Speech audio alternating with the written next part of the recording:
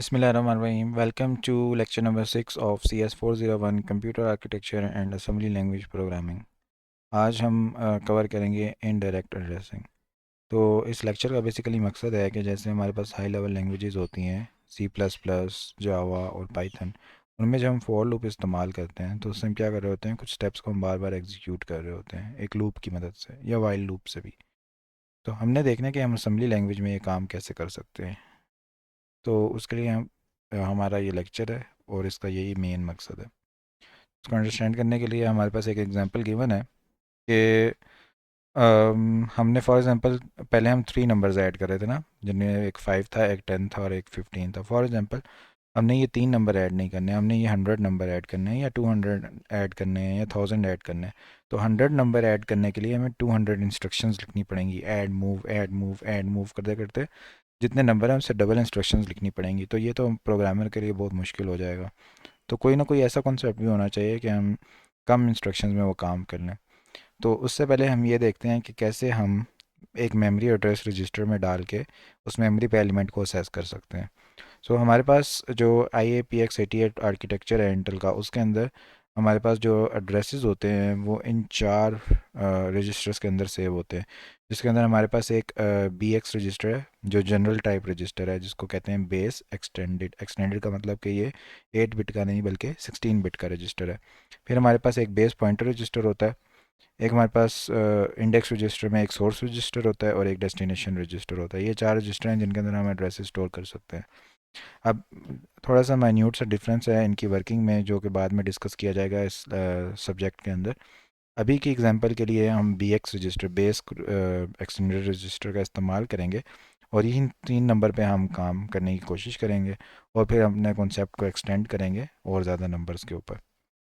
तो ये जो कॉन्सेप्ट है बेसिकली हमने यहाँ पे देखना है कि हम कैसे एक रजिस्टर को मेमोरी एड्रेस स्टोर करके फिर उससे मेमोरी लोकेशन के ऊपर एलिमेंट असेस कर सकते हैं। तो अभी हमने देखा कि हमारे पास एक num1 नंबर था, उसको हमने BX में मूव कर दिया। तो इससे क्या हुआ कि हमने यहाँ पे ना स्क्वायर ब्रैकेट नहीं लगाई num1 के इर्द गिर्द। स्क्वायर ब्रैकेट लगाते तो इसकी वैल्यू इसके अंदर चल जाती, लेकिन यहाँ पर वैल्यू नहीं गई, बल्कि इसके ऊपर जो एड्रेस स्टोर हुआ हुआ था ना, जैसे फॉर एग्जांपल 0017 एड्रेस था अगर, तो वही इसके अंदर चला गया BX के अंदर, इसकी वैल्यू जाने के बजाय। अब हम क्या करेंगे, BX रजिस्टर के अंदर ना ये जो एड्रेस गया इसके अंदर +2 ऐड करेंगे तो मेरे पास अगला वर्ड आ जाएगा। ठीक है, 0019 ये अगला एड्रेस आएगा जहाँ पे अगला वर्ड पड़ा हुआ है। फिर उसके बाद +2 करूँगा तो मेरे पास अगला एड्रेस आ जाएगा जहाँ अगला नंबर पड़ा हुआ है। इसको कोड में देखते हैं कि हम मूव कर देंगे AX के अंदर, BX के अंदर जो वैल्यू पड़ी हुई है वो एक एड्रेस पड़ा हुआ है। अब उसके इर्द गिर्द स्क्वायर ब्रैकेट लगा दी कि अब उसका एड्रेस ले। फिर हम इस एड्रेस के अंदर 2 ऐड कर देंगे तो हमारे पास 0019 बन जाएगा। अब हम AX के अंदर ऐड कर देंगे क्या चीज़, कि BX के ऊपर जो वैल्यू पड़ी हुई है। ठीक है, फिर हम ऐड करेंगे BX के अंदर 2, फिर उसको 0021 पे ले जाएंगे, फिर उसके अंदर AX के अंदर ऐड कर देंगे जो 02021 पे वैल्यू पड़ी हुई है। इस तरह हम 2 ऐड करते जाएंगे और ये काम चलाते जाएंगे। तो अगर आप देखें तो हम एक रेपिटेटिव टास्क कर रहे हैं कि मेमोरी एड्रेस था हमारे पास 0017, उसके अंदर हम 2 ऐड करते हैं, फिर AX रजिस्टर के अंदर जो वैल्यू चल रही होती है उसके अंदर ये इस चीज़ की वैल्यू को हम ऐड करते जाते हैं। तो ये हमारा काम बेसिकली यहाँ पर चल रहा है। तो ये कोड एक्सप्लेनेशन उन्होंने बताई हुई है कि ये कोड कैसे काम कर रहा है, जो कि मैं पहले वैसे बता चुका हूँ। तो डिबगर के अंदर अगर हम ऑब्जर्व करें तो हमारी फर्स्ट इंस्ट्रक्शन जो है वो डिबगर हमें बताएगा बाय लिस्टिंग के मूव BX011C, यानी 0117 के बजाय अब 011C आ गई। ये किस वजह से आ गया कि हमारी जो इंस्ट्रक्शन है वो थोड़ी चेंज हुई हैं और एक कांस्टेंट जो है वो मूव हुआ है BX के अंदर। कांस्टेंट कैसे मूव हुआ है, क्या कांस्टेंट मूव हुआ है, वो वैल्यू मूव नहीं हुई बल्कि वो मेमोरी एड्रेस को कांस्टेंट बोल रहे हैं कि वो एक मेमोरी एड्रेस जो है वो एक नंबर है, वो एक कांस्टेंट है, वो BX के अंदर मूव हुआ है। इसलिए हमारा जो ये थोड़ा बेस एड्रेस था ये थोड़ा चेंज हो गया। The address of num1 has move to 011C। num1 का एड्रेस ये बन गया because the code size is change due to change instruction. अब हमारा जो कोड था वो पड़ा हुआ है CS रजिस्टर के अंदर, और उसके जो कोड थोड़ा सा चेंज हुआ, उसकी सारी एग्जीक्यूशन चेंज हुई। तो जहाँ पे ये इसके ऑफसेट बन रहा था वो थोड़ा ज़्यादा बन गया और फिर हमारा जो डाटा है वो इस जगह पर आ गया। अब जो वैल्यू हम रीड करते हैं AX के अंदर वो 0005 है, क्योंकि उस मेमोरी एड्रेस के इर्द गिर्द हमने स्क्वायर ब्रैकेट लगा के 005 निकाल लिया। अब डाटा विंडो से हम जब डिबगर में ओपन करेंगे तो हम उसको देख भी सकते हैं, वेरीफाई भी कर सकते हैं। जब हमने ऐड किया तो बी एक्स, अब बी एक्स के अंदर जब हम 2 ऐड करेंगे ना तो अब वो 001 सी से 001 ई बन जाएगा। ठीक है, 001 सी में जब हम 2 ऐड करेंगे तो हमारे पास ये बन जाएगा बी एक्स। अब इसके ऊपर हम एलिमेंट को असेस करेंगे, वो एलिमेंट मिल जाएगा हमें 10 के बराबर। और इसी तरह हम आगे 2 ऐड करते जाएंगे, अगले एलिमेंट असेस करते जाएंगे और ए एक्स के अंदर उनको ऐड करते जाएंगे using the same instruction move A X B X. अच्छा, ऐड करने के लिए मूव नहीं करेंगे हम, add A X B X करेंगे कि ए एक्स के अंदर बी एक्स की वैल्यू ऐड कर दो without fixing the address of our data in the instruction. अब इंस्ट्रक्शन से इंस्ट्रक्शन के अंदर हमारा एड्रेस फिक्स नहीं हुआ। पहले तो हम एड्रेस फिक्स कर रहे थे ना, इंस्ट्रक्शन के अंदर हम कह रहे थे num1 कर दो, num2 कर दो, num3 कर दो। नहीं, अब हम ये फिक्स नहीं कर रहे हैं। हम क्या कर रहे हैं, बी एक्स के अंदर जो मेमोरी एड्रेस पड़ा हुआ है उसको असेस कर रहे हैं। तो पहले हम जो हम num1 num2 num3 कर रहे थे, डायरेक्ट मेमोरी का नाम लिख के, लेबल लिख के असेस कर रहे थे, तो वो डायरेक्ट असेस था और डायरेक्ट एड्रेसिंग बोल रहे थे। अब हम क्या करें, रजिस्टर में एड्रेस सेव करके फिर उसको असेस करें, तो हम ये इनडायरेक्टली असेस कर रहे हैं उस चीज़ को। तो अब हम क्या करें, जैसे जैसे हम ऐड कर रहे हैं बी एक्स के अंदर मेमोरी एड्रेसेस, हम सब्ट्रैक्ट भी कर सकते हैं अगर हमने पिछली वैल्यू के ऊपर जाना है। तो एड्रेस जो होगा वो टोटल प्रोग्राम कंट्रोल के अंदर चला जाएगा। अच्छा, क्योंकि बी एक्स तो अपडेट हो जाएगा, तो अभी वाला जो एड्रेस है वो टोटल प्रोग्राम कंट्रोल में होगा। अच्छा, एक थिंग जो हमें अपने प्रोग्राम में ऐड करनी है कि फॉर एग्जांपल अब ये 3 नंबर के साथ तो हमने काम कर लिया, फॉर एग्जांपल अब 100 नंबर्स के साथ हमने अगर काम करना है तो ये चीज़ हम 10 नंबर के साथ करके देखते हैं और वो 100 पे भी अप्लाई हो सकती है। अच्छा, इस एग्जांपल में देखते हैं कि हमने क्या किया, num1 का जो एड्रेस था ना सेल का, वो एड्रेस हमने बी एक्स रजिस्टर में रख दिया। फिर हमने एक और रजिस्टर लिया सी एक्स और उसके अंदर हमने वैल्यू रख दी 10। ये काउंटर रजिस्टर होता है, सी से काउंटर बनता है और एक्सटेंडेड एक्स। इसके अंदर हमने रख दिया 10 वैल्यू, और ए एक्स रजिस्टर जो था उसके अंदर हमने रख दिया 0। ठीक हो गया। अब हम क्या करेंगे, एक लेबल बना लिया L1 और उसके आगे कॉलन लगाए और हमने बोला कि ए एक्स के अंदर बी एक्स के अंदर जो एड्रेस पड़ा है उसके ऊपर जो वैल्यू पड़ी है, ठीक है, उस एड्रेस के ऊपर जो वैल्यू पड़ी है वो लेके आओ और ए एक्स के अंदर ऐड कर दो, तो वो ए एक्स के अंदर ऐड हो जाएगी। ठीक है, उसके बाद हमने क्या किया, अब हमने बी एक्स के अंदर जो एड्रेस पड़ा है उस एड्रेस के अंदर 2 ऐड कर दिया। ठीक है, इसको मैं साथ साथ समझाता हूँ ताकि एग्जांपल से आपको ज़्यादा अच्छे से समझ आ जाए। अच्छा, सबसे पहले हमने क्या किया कि हमारे पास बी एक्स रजिस्टर था, इस लाइन के अंदर हम ये काम कर रहे हैं। हमने इसके अंदर एक मेमोरी एड्रेस स्टोर कर दिया, फॉर एग्जांपल बी एक्स के अंदर मैंने मेमोरी एड्रेस स्टोर कर दिया 0017, ठीक है, या 001 सी, जो भी किया। सी एक्स रजिस्टर के अंदर मैंने स्टोर कर दिया 10, यानी ये जितने नंबर मैंने चलाने हैं ना, जितनी बार मैंने लूप चलाना है वो काउंटर एक मैंने स्टोर कर दिया। ए एक्स के अंदर मैं अभी रख रहा हूँ 0, क्योंकि ए एक्स के अंदर मैंने अपना रिजल्ट ऐड करना है, तो ये रिजल्ट वेरिएबल टाइप मेरा एक बन गया, इसको मैंने फिलहाल रखा हुआ है 0। अभी मेरे पास कुछ भी रिजल्ट नहीं है, अभी मेरा सम 0 के बराबर है। अब मैं क्या करूँ, ए एक्स के अंदर पहली वैल्यू ऐड करूँ। अब बी एक्स के ऊपर पहली वैल्यू पड़ी हुई है 0017 मेमोरी के ऊपर, अगर इसके ऊपर मैं बी एक्स के जरिए लगाऊंगा स्क्वायर ब्रैकेट तो मेरे पास वो वैल्यू आ जाएगी 10। ठीक है, तो मैं ए एक्स के अंदर 10 ऐड कर दूँ, ये ऐड हो जाएगा। और बी एक्स के मेमोरी एड्रेस में 2 ऐड कर दूँ तो ये 0017 से 0019 हो जाएगा। ठीक है, फिर क्या करूँ, सब्ट्रैक्ट करूँ सी एक्स से 1, सी एक्स मेरे पास 10 था, इसमें से एक सब्ट्रैक्ट करो, ये 9 हो गया। अब ये जो चीज़ है ना, ये इंपॉर्टेंट चीज़ है, इसका मतलब है jump if not zero. Jump करो यानी मूव कर जाओ, इफ़ नॉट ज़ीरो, अगर ज़ीरो आपका रजिस्टर, एक आपका रजिस्टर होता है जिसको, जिसके अंदर फ्लैग होते हैं, फ्लैग रजिस्टर बोलते हैं ना, उसके अंदर डिफरेंट फ्लैग होते हैं, उसके अंदर एक जी फ्लैग होता है। ठीक है, जी फ्लैग वो कह रहा है अगर आपका नॉट ज़ीरो, अगर वो सेट नहीं है, अगर वो ज़ीरो के बराबर है आपका ज़ीरो रजिस्टर के, फ्लैग रजिस्टर के अंदर ज़ीरो, तो फिर आप क्या करो, L1 पे शिफ्ट कर जाओ, L1 लेवल पे ऊपर, तो ये क्या करेगा, इस लाइन से दोबारा इधर आ जाएगा। ठीक है, अब ये आएगा तो ए एक्स के अंदर बी एक्स 0019 के ऊपर जो वैल्यू पड़ी है वो वैल्यू पड़ी है 20, वो उठाओ और ए एक्स के अंदर ऐड कर दो, वो ए एक्स के अंदर ऐड कर देगा, ए एक्स की वैल्यू 30 बन जाएगी। अब क्या करो, बी एक्स के अंदर 2 ऐड करो तो ये 0021 बन जाएगा। ठीक है, और सी एक्स से 1 माइनस कर दो तो ये 9 था, ये सी एक्स 8 बन जाएगा। और अब जंप इफ़ नॉट ज़ीरो, अभी भी फ्लैग हमारा ज़ीरो ही है, ठीक है, वो सेट नहीं हुई, वो बिट उसकी सेट नहीं है, अभी ज़ीरो के बराबर है। तो अब आप L1 के ऊपर दोबारा वापस आ जाओ, फिर दोबारा वापस आए, फिर अब हम क्या करेंगे, फिर इस मेमोरी एड्रेस के ऊपर जो वैल्यू पड़ी होगी, अब पड़ी है 30, अब उसको इसके अंदर ऐड करो, 30 + 30 60 हो गया। अब ये 8 से 7 कर दो, और ये काम हम तब तक करते रहेंगे जब तक हमारा CX रजिस्टर जो है वो ज़ीरो के बराबर नहीं हो जाता। ठीक है, जब हमारा CX रजिस्टर ज़ीरो के बराबर हो जाएगा तो हमारे पास जो ज़ीरो बिट है वो सेट हो जाएगी फ्लैग रजिस्टर के अंदर। ठीक है, जब हम फ्लैग रजिस्टर के अंदर ज़ीरो बिट को सेट कर देंगे, अब हम जब इस लाइन के ऊपर आएंगे जंप इफ़ नॉट ज़ीरो, तो वो नॉट ज़ीरो तो नहीं होगा बल्कि वो तो ज़ीरो होगा। ठीक है, तो ये जंप नहीं करेगा यहाँ पे, बल्कि ये आगे मूव कर जाएगा और टोटल एड्रेस के अंदर अब जो AX के अंदर रिजल्ट अकुमुलेट हुआ होगा वो टोटल के अंदर डाल देगा, और यहाँ पे हमारा प्रोग्राम टर्मिनेट हो जाएगा। और ये हमारा उसके बाद सारा डाटा आता है जिसके अंदर हमारे पास नम की वैल्यूज़ आएंगी जो हमने वर्ड्स की फॉर्म में लिखी हुई हैं, इसलिए हम दो दो के जंप लगा रहे हैं। अगर हम ये बाइट्स की फॉर्म में लिखते तो हम एक एक का जंप लगाते। और एक और यहाँ पे वेरिएबल डिफाइन होगा और लेबल डिफाइन होगा जो कि हमारे पास डिफाइन होगा टोटल, जिसके अंदर हम अपना टोटल लिख रहे हैं। तो टोटल को हम डिफाइन कर देते हैं एज अ वर्ड, और फिलहाल उसकी वैल्यू लिख देते हैं ज़ीरो, जो कि हमारा टोटल सम होगा, जो यहाँ पे हमारे पास मेमोरी में फिर AX की सारी वैल्यू उसके अंदर चली जाएगी। तो ये बेसिकली हमारा इसका कोड है, इस तरह से हम ये सारा कुछ परफॉर्म करेंगे। अच्छा, अब नेक्स्ट देखते हैं। हाँ, इन्होंने ये डिफाइन किया हुआ है टोटल, ज़बरदस्त। अब यहाँ पे कोड की एक्सप्लेनेशन है जो मैं पहले ही कर चुका हूँ। इसमें इंपॉर्टेंट चीज़ जो एग्ज़ाम के लिहाज से इंपॉर्टेंट है वो हम पढ़ लेते हैं। वो क्या है कि JNZ depends stands for jump if not zero.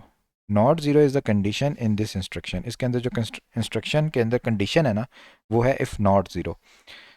ठीक है, instruction is read as jump to the location L1 if the zero flag is not set. And revisiting the zero flag definition. Zero flag की definition क्या है? The zero flag is set if the last mathematical or logical operation has produced a zero in its destination. अच्छा, ये बड़ा important चीज़ है, logical operation या फिर mathematical operation. अगर हम कोई लॉजिकल ऑपरेशन या मैथमेटिकल ऑपरेशन परफॉर्म कर रहे थे और डेस्टिनेशन ज़ीरो के बराबर हो गई, जैसे हम CX रजिस्टर था उसके अंदर हम सब्ट्रैक्ट कर रहे थे बार बार, ये मैथमेटिकल ऑपरेशन है, ये परफॉर्म कर रहे थे, तो CX की वैल्यू 10 से 9 हुई, 9 से 8 होते होते ज़ीरो तक आ गई। ये मैथमेटिकल ऑपरेशन जैसे इसको ज़ीरो करेगा तो हमारा ज़ीरो फ्लैग सेट हो जाएगा। ठीक हो गया। अगर तो हम यहाँ पे कुछ और करते, हम कहते 1 एंड ज़ीरो, तो ये लॉजिकल ऑपरेशन है। फिर अगर CX ज़ीरो होता है तो फिर भी ये हमारा फ्लैग सेट होगा। लेकिन अगर हम ये कर देना move zero, move CX comma zero, के CX के अंदर ज़ीरो मूव कर दो, फिर हमारा ये फ्लैग सेट नहीं होगा इसके अंदर ज़ीरो, क्योंकि हमने CX के अंदर ज़ीरो तो हम ले आए, अपनी डेस्टिनेशन के अंदर ज़ीरो तो ले आए, लेकिन हम किसी मैथमेटिकल या लॉजिकल ऑपरेशन से लेकर नहीं आए हैं, बल्कि हमने मूव कर दिया है। तो ये for example move AX zero will not set the flag as it is not mathematical और लॉजिकल इंस्ट्रक्शन। बहुत इंपॉर्टेंट पॉइंट है ये। सब्ट्रैक्शन, एडिशन या कोई logical and or XOR multiplication, division, इस तरह के जो ऑपरेशन होंगे ना वो उसको फ्लैग को सेट करेंगे बस। अब सब्ट्रैक्शन को इमीडिएटली प्रेसिडिंग इट हमने कंसीडर किया जब CX रजिस्टर नॉन ज़ीरो था। ये वही बात कर रहा है, जब वो नॉन ज़ीरो था तो हम जंप करते जा रहे थे, L1 पे बार बार आते जा रहे थे। जैसे ही वो ज़ीरो के बराबर हुआ हम नेक्स्ट स्टेप में चले गए और हमने फिर अगला एग्जीक्यूट कर दिया। IP रजिस्टर उस टाइम अपडेट हो रहा है जो कि बता रहे हैं इंस्ट्रक्शन कहाँ से एग्जीक्यूट होगी, वो L1 पे बार बार चला जाता है। फिर जब उसकी कंडीशन फॉल्स होती है तो वो अगले स्टेप में जाता है और टोटल के अंदर AX की वैल्यू फीड कर देता है। बस ये हमारा यहाँ पे सारी एक्सप्लेनेशन है कोड की। अच्छा, CX रजिस्टर जो होता है ये एक काउंटर के तौर पे इसमें एक्सप्लेन हुआ हुआ है ना, यूज़ हुआ हुआ है इस कोड के अंदर। BX जो है बेस एक्सटेंडेड रजिस्टर जो है वो एड्रेस को कंटेन कर रहा है और उसी के अंदर हम एड्रेस चेंज कर रहे हैं +2 +2 करके। AX रजिस्टर जो इसको हम अकोमुलेटर एक्सटेंडेड रजिस्टर कहते हैं वो अकोमुलेट कर रहा है, हमारा सारा रिजल्ट इकट्ठा कर रहा है।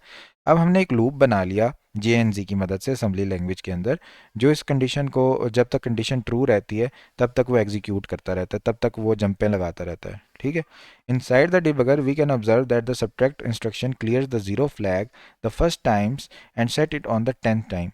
क्या करता है, पहले वो ज़ीरो रहती है, ज़ीरो रहती है, ज़ीरो रहती है, ज़ीरो रहती है, 10वें नंबर पे जब हम पहुंच जाते हैं तो वो 1 हो जाती है। ये लाइन ये कहना चाह रही है। While the jump instruction move execution to L1 the first 9 times to the following line, ये वही बात कर रहा है जो हम पहले कर चुके हैं। अच्छा, अब JNZ इंस्ट्रक्शन जो है प्रोग्राम कंट्रोल ग्रुप से है, ये अब इम्पोर्टेंट पैराग्राफ है, इस पे आपने ज़रा ध्यान देना है। And is a conditional jump, इसको हम कंडीशनल जंप बोलते हैं इसकी, क्योंकि ये ऐसी जंप है जिसके अंदर हमने कंडीशन लगा दी है। इसका मतलब ये है कि अगर कंडीशन एन जी ट्रू है तभी आप जंप लगाओ, वरना आप जंप नहीं लगाओ, वरना आप प्रोग्रेस कर दो नेक्स्ट इंस्ट्रक्शन के ऊपर। It is a selection between two paths. इस कंडीशन की मदद से हमने क्या कर दिया, अपने असेंबली लैंग्वेज के अंदर डिसीजन मेकिंग कैपेबिलिटी ऐड कर दी है। अगर कंडीशन ट्रू है तो आप ये कर लो, वरना ये कर लो। एग्जाम्पल के तौर पर right, otherwise go left. Weather गर्म है तो आप जो है मरी चले जाओ, और अगर सर्दी है तो आप मुल्तान चले जाओ। तो ये हमने कंडीशनें डाल दी हैं। अब conditional jump is the most important instruction as it gives the processor decision making capability provide कर देता है, इसलिए ये एक इंपॉर्टेंट इंस्ट्रक्शन है। तो इसको केयरफुल थॉट भी देनी चाहिए, अच्छे से समझना भी चाहिए। सम प्रोसेसर्स कॉल इट ब्रांच, कुछ प्रोसेसर इसको ब्रांच बोलते हैं, लेकिन जो इंटेल है वो इसको जंप बोलता है। तो हम भी इसको जंप बोलेंगे क्योंकि हम इंटेल के प्रोसेसर पढ़ रहे हैं। एक इम्पॉर्टेंट थिंग इसके अंदर क्या है कि रजिस्टर जो इसके अंदर इस्तेमाल किया हमने मेमोरी को रेफरेंस करने के लिए, वो हमने बी एक्स रजिस्टर इस्तेमाल किया। ठीक है, बी का मतलब है बेस। ठीक है, अब एक बी पी रजिस्टर है जिसको बेस पॉइंटर रजिस्टर कहते हैं। ठीक है, तो बी एक्स और बी पी दोनों के अंदर बी का मतलब बेस है। ठीक है, तो इस चीज़ को जो हमने बी एक्स रजिस्टर को इस्तेमाल किया, एक तो ये इनडायरेक्ट एड्रेसिंग है, दूसरा हम बेस वाले को इस्तेमाल करें तो इसको बेस्ड एड्रेसिंग भी कहते हैं। अगर हम इंडेक्स वाले रजिस्टर इस्तेमाल कर रहे होते तो हम इसको कहते हैं इंडेक्स्ड एड्रेसिंग। ठीक है, इन दोनों की सेम फंक्शनैलिटी है, थोड़ा सा डिफरेंस है बिकॉज ऑफ द इस डिफरेंसेस की वजह से एक को बेस कहते हैं, एक को इंडेक्स कहते हैं।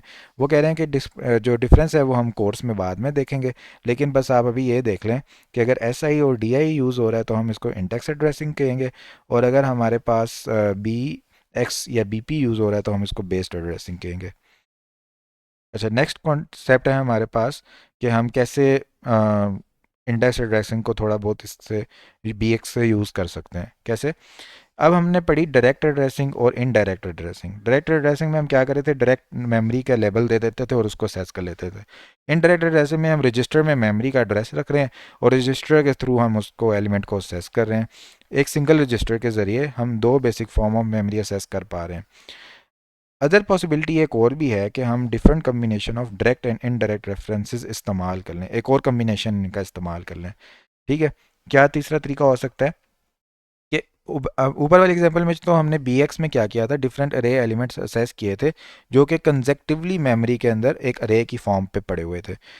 क्योंकि वो कंजेक्टिवली दो दो के स्टेप में पड़े हुए थे, तभी हम बी एक्स के अंदर प्लस टू करके उनको असेस कर पा रहे थे। ठीक है, अब हम क्या करें कि बी एक्स के अंदर ना अपना इंडेक्स रख लें और मेमोरी रख लें किसी और चीज़ के अंदर। ठीक है, और इस इंडेक्स के ज़रिए इसको असेस करें। वो कैसे करें ये देखते हैं। अच्छा, अब क्या हो रहा था हमारे पास कि exact address when we are going to access the actual memory हमें बी एक्स रजिस्टर से मिल रहा था। This way the same register can be used for accessing different arrays and also register can be used for index comparison like the following example does. अगर हम ये काम करें जो मैं बता रहा हूँ कि हम बी एक्स को इंडेक्स के तौर पे इस्तेमाल कर लें, उसके अंदर इंडेक्स स्टोर करें 0 2 4 6 8 इस तरह, और जो बेस एड्रेस है ना वो एक और वेरिएबल में रख लें। फॉर एग्जांपल उसको हम बेस एड्रेस का नाम दे दें या नम वन का नाम दे दें, कुछ भी नाम दे दें, या वेरिएबल आप जो भी दे दें लेबल को नाम। तो ये इस एग्जांपल से हम समझते हैं कि हमारे पास हमने क्या किया, बी एक्स रजिस्टर के अंदर सबसे पहले ज़ीरो मूव कर दिया, कि हम बोल रहे हैं कि ज़ीरो इंडेक्स अरे का पहला इंडेक्स है। ये अरे है हमारे पास 0 1 2 3, तो अरे का जो पहला एलिमेंट है वो हमारा ज़ीरो इंडेक्स के ऊपर पड़ा हुआ है। ठीक है, तो बी एक्स रजिस्टर के अंदर हमने पहला इंडेक्स रख दिया 0। सी एक्स रजिस्टर हमारा काउंटर है, उसमें हमने बताना कितनी बार कोड चलाना है वो रख दिया। ए एक्स हमारा अकोमुलेटर है जिसमें हमने रिजल्ट अकोमुलेट करना है। अब हम क्या करेंगे, add A X num one plus B X. Num one के अंदर ना हमने क्या किया, अपना मेमोरी एड्रेस रख लिया या अपनी वैल्यूज़ रख ली। ठीक है, वो वैल्यूज़ जो हमारी थी ना नम वन एड्रेस के ऊपर पड़ी हुई, हमने उस एड्रेस के अंदर ये इंडेक्स बस ऐड कर दिया। ठीक है, फॉर एग्जांपल नम वन के अंदर मैंने वैल्यूज़ रखी 10 20 30, इस तरह डिफरेंट वैल्यूज़ रखी। तो मेरा नम वन जो है ना इस टाइम फॉर एग्जांपल पॉइंट कर रहा है 0017 के ऊपर। ठीक है, तो अब मैंने इसके अंदर बी एक्स का वैल्यू ऐड की जो कि ज़ीरो ऐड की, तो पहले मेरे पास 0017 की वैल्यू ही आ जाएगी जो ज़ीरो इंडेक्स पे पड़ी हुई है। अब मैं क्या करूं, बी एक्स के अंदर टू ऐड करूं। अब बी एक्स के अंदर पहले ज़ीरो इंडेक्स था, अब टू इंडेक्स आ जाएगा। ठीक है, सी एक्स को एक सब्ट्रैक्ट करूं, इसके अब नो स्टेप रह गए करने वाले, और जंप इफ़ नॉट 0 L1 दोबारा इधर आ जाऊं। अब अगले स्टेप में मैं क्या करूं कि अब मैं असेस करूँगा ना, तो मैं 0017 तो मेरे num1 में पड़ा हुआ है, लेकिन अब उसके अंदर जब ऐड होगा ना वो 2 ऐड होगा, बी एक्स जो है ना वो अब 2 के बराबर है।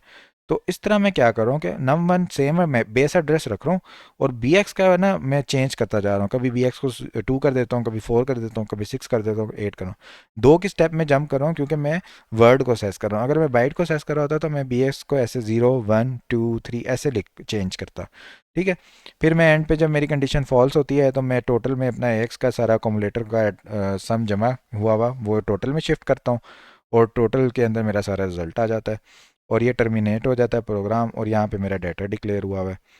तो इस कोड के अंदर ये चेंज हुआ है बस कि हमने रजिस्टर के अंदर एड्रेस रखने के बजाय रजिस्टर के अंदर इंडेक्स रख लिए। ठीक है। तो यही कोड की सारी एक्सप्लेनेशन है यहाँ पर। अब यहाँ पर एक बात ये कह रहे हैं कि inside the debugger we observe that the memory access instruction is shown as move ax 011f plus bx। यानी डिबगर क्या बोल रहा होगा, एड्रेस बता रहा होगा num1 का जो एड्रेस था, क्योंकि उसने तो num1 नहीं रखना ना, उसने तो नंबर की फॉर्म में चेंज कर देना है। आगे तो काम के लिए नंबर चाहिए, उसने मेमोरी एड्रेस का नंबर लिख लिया, और बी एक्स आगे रजिस्टर का नाम लिख दिया, और रजिस्टर के अंदर जो भी वैल्यू है उसके इर्द गिर्द स्क्वायर ब्रैकेट लगी हुई है दोनों के इर्द गिर्द, तो उसकी बेसिकली वैल्यू आएगी। And the actual memory assessed is the one whose address is the sum of 011f and the value contained in bx। पहले उसकी वैल्यू 0 थी तो पहले 011f आएगा, फिर bx की वैल्यू 2 थी तो आप f के अंदर 15 के अंदर 217 बन जाएगा, तो 17 का जो भी हेक्सा बन रहा होगा वो बन जाएगा। ठीक है। इस तरह ये 2 के स्टेप में मूव करता जाएगा। ये जो फॉर्म है एसएस की, इसको कहते हैं री रजिस्टर इनडायरेक्ट फैमिली, यानी रजिस्टर को इस्तेमाल कर रहे हैं, इनडायरेक्ट एड्रेसिंग कर रहे हैं, और ये उसकी इनडायरेक्ट फैमिली के अंदर आती है, और इसका नाम है बेस प्लस ऑफसेट और index plus offset, depending on whether B X B P या S I D I is use. अगर हम बी एक्स रजिस्टर का इस्तेमाल कर रहे हैं या बी पी रजिस्टर का इस्तेमाल कर रहे हैं तो हम इसको बोलेंगे बेस प्लस ऑफसेट। बेस हमारा वो मेमोरी एड्रेस है जो कि हम यूज़ कर रहे थे। ठीक है। और ऑफसेट जो है वो हमारा उस टाइम इंडेक्स है जो कुछ भी हो सकता है। तो ये हमारे पास है बेस प्लस ऑफसेट एड्रेसिंग। अगर हम अपना रजिस्टर यूज़ कर लें सोर्स इंडेक्स वाला या फिर डेस्टिनेशन इंडेक्स वाला, तो इसको हम बोलेंगे इंडेक्स प्लस ऑफसेट एड्रेसिंग। यहाँ पे हमारा लेक्चर ख़त्म होता है। Thank you so much everyone for joining. Take care. Allah हाफिज़।